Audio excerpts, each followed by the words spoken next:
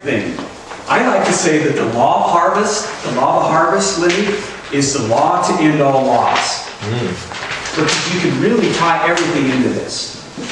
There's a lot of laws out there. So somebody explain to me what a law is. Somebody that has knowledge of what a law is.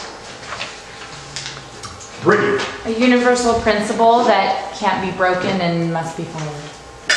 Absolutely. So name one law. A universal law. Law of attraction.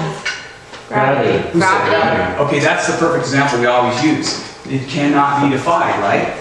We can use other laws and use the law of gravity. There's a law, I forget the name of it, that actually lets airplanes fly because the way the shape of the wing puts more pressure on the bottom of the wing than on the top, and that thing just flies, right?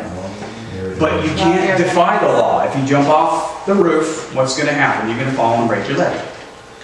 And so the law of the harvest is a law too, but a lot of times, you know, we get stuck in our everyday life, we get stuck in our own thinking, and we don't realize that this law is in effect.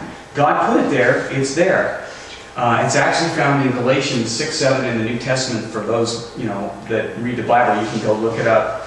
And further, I think in Matthew it talks about it further. It really explains some of the principles of the law of the harvest. But what you have there on your paper are actually the 4 principles that surround the law of the harvest, okay? So the first principle is like for like. Now in the Bible, like for like is, they liken the law of harvest, or we reap what we sow as seeds. So like for like means if you sow wheat, you're going to get wheat. If you sow corn, Joey, you're going to get corn. Can we sow corn and expect to get wheat? No. Then why do we do it? I'm just asking the question. So like for like, if a bear has a baby, what kind of baby is it? It's a bear cub. If a human has a baby, what kind of baby is it? You guys see what I'm saying? Alright, now I want to introduce you to something different about the same law, or same principle, like for like. Our thoughts come into play with this. Does that make sense? Mm-hmm. Has anybody ever heard this term, what you think about, you bring about? Mm-hmm. That's the law of harvest. Okay? Our thoughts work the same way, like for like. What are we thinking about? Day in, day out, where are our thoughts going? Because the things we think about are the things we manifest in the physical form of our lives. It's not hocus pocus, it's not voodoo, it's not magic, it just is. So the law of the harvest, like for like, applies to our thoughts. Guys, guard your thoughts. We're going to go into some of this and how we do some of this.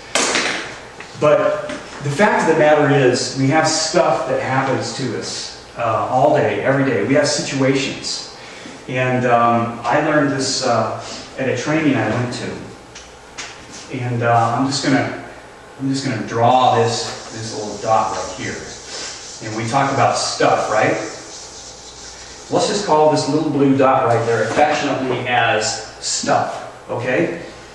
And so think for a second, we're talking about our thoughts and like for like. And so our situations sometimes aren't the best. We have bills, people have foreclosures, we have things happen with our family, our kids and stuff, do we not? And that all falls into that stuff category. So a lot of times we just dwell on that, so we spend our life right here looking at my butt. Focusing on that stuff all the time when there's all this other stuff out there in our lives for us to partake of. But we can't do it because you're stuck looking at my butt all the time. Does that make sense, you guys? Like for like applies to our thoughts. So this is a really important one. The second one you guys have right there is the law of gestation. So there's some lines there. If anything I say gives you an aha, write your aha down with this. Law of gestation. And what that means is there's a gap between sowing and reaping. right? Does that make sense? It sucks. So let me just give you an analogy here. In that fruit garden I showed you, it was full of weeds, I used to grow corn. I loved it. I would plant one crop, and then 2 weeks later I would plant another crop so that we could harvest one crop and then eat it, can it, whatever, and then 2 weeks to 3 weeks later we would be able to harvest another crop of freshly grown corn. And I used to like to get the really sweet corn. Hey, Shannon! Everybody, this is Shannon O'Connor. We're just popping up here by Joey. Yeah, okay, this is right here. Well, Shannon, you are just in time. We're talking about the law of the harvest. So, Kathy, yeah, great. So you're on that. So does that make sense? So, when I planted corn, Here's 2 extra. let me see this. Ask you guys this: if this has ever happened in your life, have you ever gone out in the field and planted corn and watered it, and came back the next day and said, "This shit doesn't work," and just kicked the dirt out? That's it. We're done. I'm never planting corn again. Does that happen? You do that? No. Why not, Linda? Well, because it takes. That's perfect. That's the law of gestation. That is the perfect analogy of what happens in every aspect of our lives. When we go to college, it takes how long? Some of us it takes 7 years, some of it takes right? Yeah. You got to go through the process, right? You got to read the books, you got to study. We don't walk into the classroom and get pissed off because we don't have our degree the next day, correct? Then let me ask you guys this: why is it in our lives that we do something and we expect instant results? And my grandfather was my father figure from the age of 0 to 6. He was 70 years old when I was born. He died when I was 16. And I used to run around the yard, run around, chasing the dog, picking rocks, whatever, and eventually I'd trip and fall and skin my knee. My grandfather would say to me, what did he say, Kathy? Haste makes waste. Haste makes waste. And it's such a good saying.